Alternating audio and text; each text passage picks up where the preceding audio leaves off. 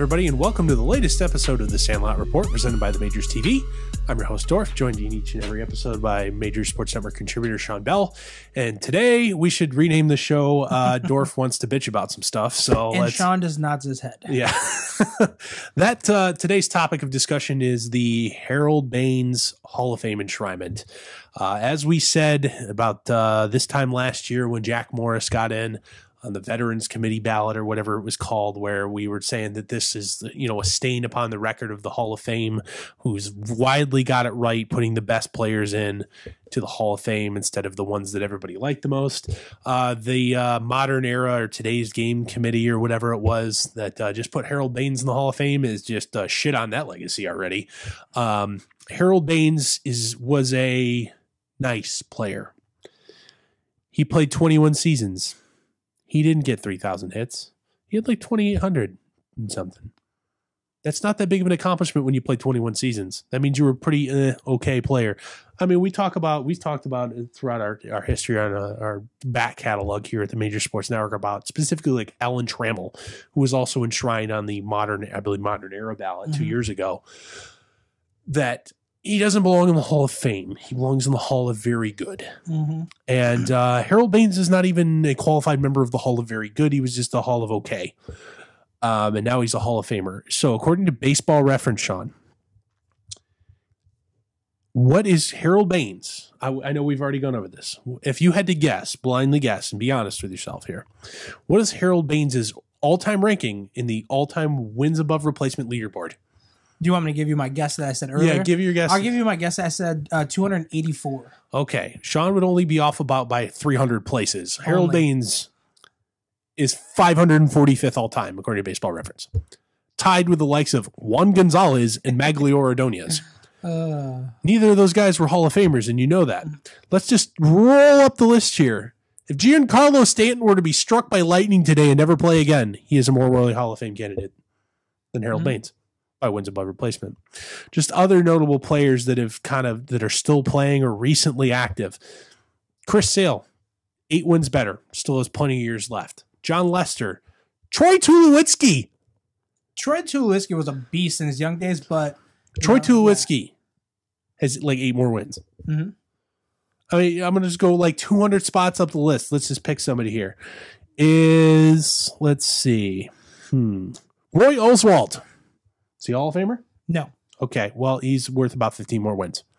What about Torrey Hunter? No. Okay. Yep. 15 wins as well. Tim Salmon? No. Okay. Yeah, he's also higher on the list than one Harold Baines. Guys, the WAR statistic is not only relevant in the current era when it comes to assessing player value, but it's a metric that was created to be able to assess value and against where you can play player and player who didn't play in the same era. The Baseball Hall of Fame widely has got it right outside of the election of the one catcher who everybody voted for as a joke, and he got enough votes to get in for whatever reason. I forget the guy's name. He's that unmemorable. That's about the one scourge until the recent enshrinements here.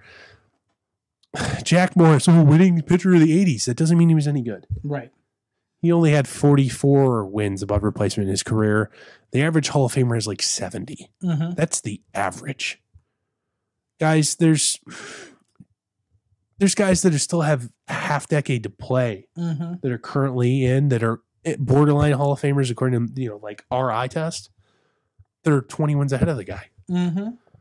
Is Ian Kinsler going to be a Hall of Famer? No. Okay, he's worth 20 more wins. He's played less time. He's worth 20 more wins.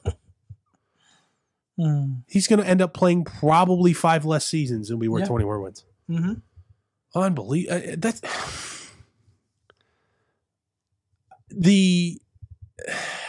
It's very hard to say. We have our plenty of criticisms about the media ballot and, guys not putting, like, who didn't vote for Mariano Rivera as a first ballot Hall of Famer? There was a guy this year. There was some douchebag who didn't do it for some reason. This guy's an idiot. Yeah, fine. And you know what? That's fine. Doesn't think he was good enough to be unanimous, and he fell on the sword. Has multiple rings. Are you serious? And you know what? That's fine. It's still the guy's in. Yeah, he doesn't get the perfect, first ballot 100%er. Griffey. another guy I don't think should have made it, but because, you know, it was one of those, he had a great beginning of his career and fizzled out in his early 30s and never really played well again. It's just like, there's so many guys that are more deserving than Harold Baines that will never even get a shot. Mm-hmm. Like Todd Helton. Yeah, I was just looking at Todd Helton. Yeah, Todd Helton. I mean, I don't even think Todd Helton is worthy. I mean, if you want to get up to the guys that are on the outside looking at that didn't make it, there's plenty of guys that are more deserving. Like even if you look at like Kevin Brown, he's like arguably like the 10th best pitcher ever by WAR. Mm-hmm. I don't even think he got votes on the first ballot. Hardly. Yeah.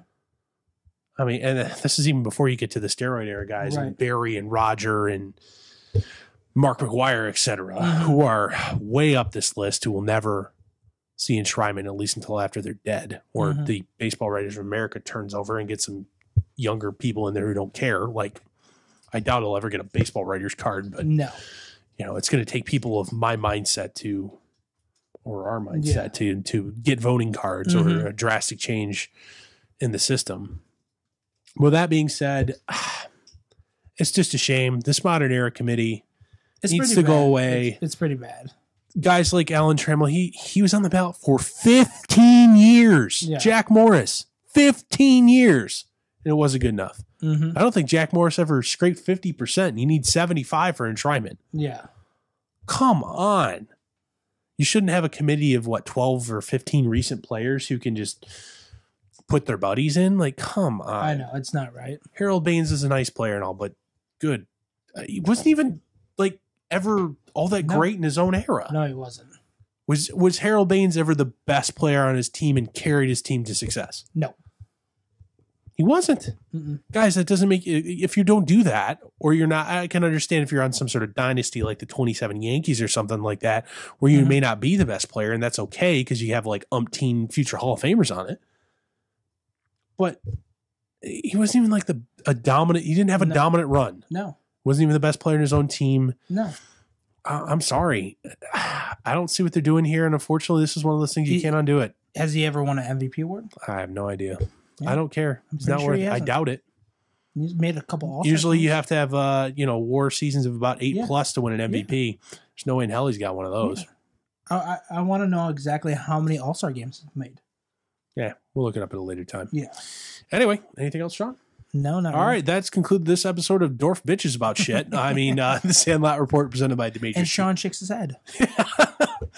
Sit there like this the rest of the time. Don't get sick on the table. That does look pretty. All right, that is going to actually be our final episode here for 2018. Thank you for joining us along this wild ride, and we'll see you all again in 2019. So for Sean, I'm Dorf. We'll see you all later.